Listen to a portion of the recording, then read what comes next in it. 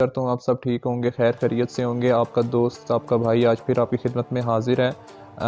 जैसा कि आपको पता है, मैं 2 वीडियोस बना चुका हूँ ऑलरेडी यूक्रेन और रशिया के बारे में। ये आज मेरी 3rd वीडियो है।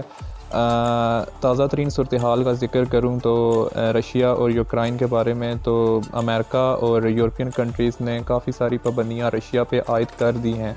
और दूसरी तरफ रशिया और इंडिया का आपस में एग्रीमेंट हुआ था S-400 मिज़ाइल का।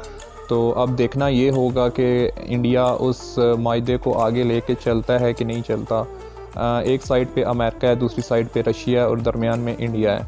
तो ये जो इनका एग्रीमेंट था ये लास्ट ईयर हुआ था, लेकिन देखना अब ये होगा कि इस साल इस पे इम्प्लीमेंट होना था। उन्होंने अपने मिज़ाइल रशिया ने इंडिया को देने थे, तो अब देखते हैं कि वो मुआहदा कामयाब होता है कि नहीं होता।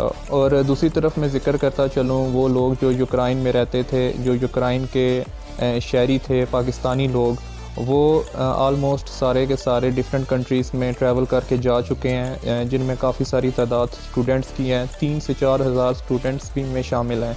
मैं इंडिया के स्टूडेंट्स की बात करूं तो उनकी भी पाकिस्तानी फॉरेन मिनिस्ट्री ने काफ़ी हेल्प की है और उनको भी डिफरेंट कंट्रीज़ में शिफ्ट किया गया है। पाकिस्तान की तरफ से तो हमेशा एक अच्छा रवैया दिया जाता है इंडिया को, लेकिन इंडिया की तरफ से हमेशा गैर ज़िम्मेदाराना रवैया दिया गया है। रशियन आर्मी की बात करें तो वो अभी भी लगातार यूक्रेन में एंटर हो रही है, जैसा कि आप मैप में देख सकते हैं। यूक्रेन का 20% हिस्सा जो अभी इस टाइम रशिया के कंट्रोल में है।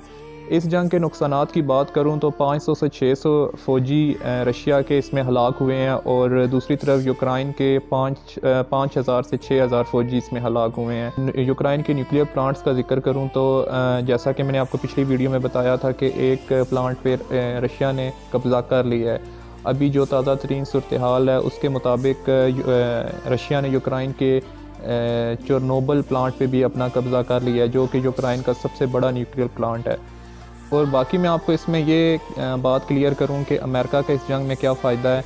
अमेरिका का इस जंग में काफ़ी बड़ा फ़ायदा है। अमेरिका अपनी गैस प्रोड्यूस करने जा रहा है 2022 के एंड में, 2023 में वो स्टार्ट कर देगा।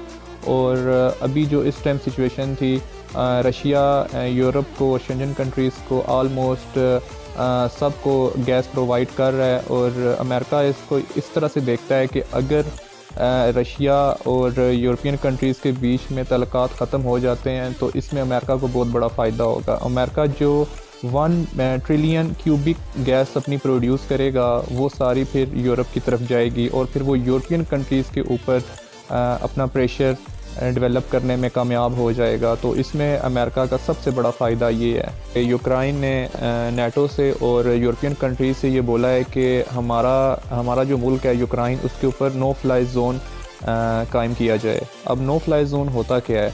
नो फ्लाई ज़ोन वो होता है जहाँ पे बहुत मखसूस मीटिंग्स होती हैं या कहीं पे ओलंपिक्स के मुकाबले होते हैं, तो वहाँ से ऊपर से प्लेन गुज़र नहीं सकता, कोई एयरक्राफ्ट गुज़र नहीं सकता, तो उसको नो फ्लाई एयर जोन कहते हैं।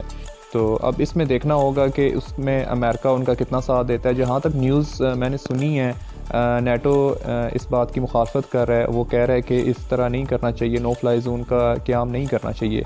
और दूसरी तरफ यूक्रेन के सदर ने ये बात वाज़िया तौर पे बोली है, अगर आज आप लोगों ने हमारी मदद ना की तो नेक्स्ट टारगेट कोई और मुल्क भी हो सकता है यूरोप में। तो उन्होंने नाम लेके ज़िक्र किया, उन्होंने लिथुआनिया का नाम लिया, उन्होंने रोमानिया का नाम लिया, और उन्होंने साइप्रस का नाम लिया।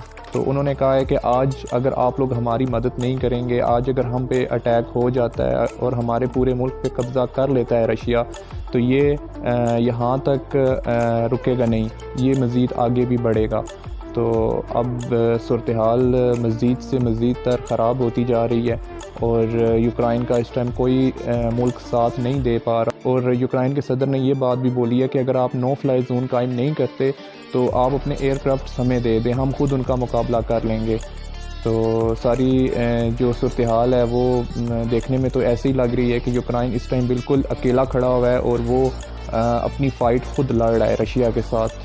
कुछ यूरोपियन मुल्क्स ने तो यूक्रेन की हेल्प की है। बाकी नेटो की बात करूं तो वो उनकी उम्मीदों पे पूरा नहीं उतरे, क्योंकि नेटो को ये डर है कि अगर हम नो फ्लाई जोन कायम करते हैं और यूक्रेन की मदद करते हैं तो उसमें डायरेक्ट जो फ़ाइट है वो रशिया और नेटो के बीच में शुरू हो जाएगी और फिर वहाँ से वर्ल्ड वॉर 3 का आगाज़ हो जाएगा। उम्मीद करता हूँ आज की वीडियो आपको अच्छी लगी होगी और कुछ नई इन्फॉर्मेशन आप तक पहुँची होगी। बाकी आप वीडियो को लाइक कर दें, चैनल पे नए हैं तो चैनल को सब्सक्राइब कर दें।